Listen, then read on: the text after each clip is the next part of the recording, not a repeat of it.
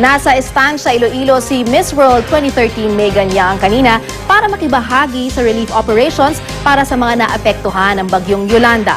Tumulong si Megan sa pamamahagi ng hot meal sa mga evacuees sa Tent City sa Northern Iloilo Polytechnic State College. Sa Rojas City, Capiz, namigay naman ng relief goods sa mga nasalanta ng bagyo si Miss Universe third runner-up Ariela Arida.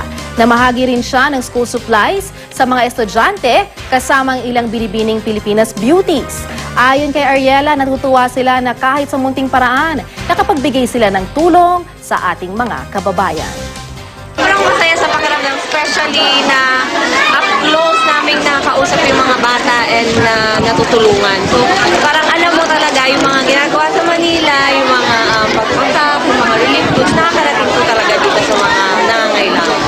Well, we've been raising money all over the world. It's a worldwide campaign. So we're trying to raise money for that, see which specific factors that money can go to. That's why we're visiting now. So we need to have a plan on what can be done about it. Thank you.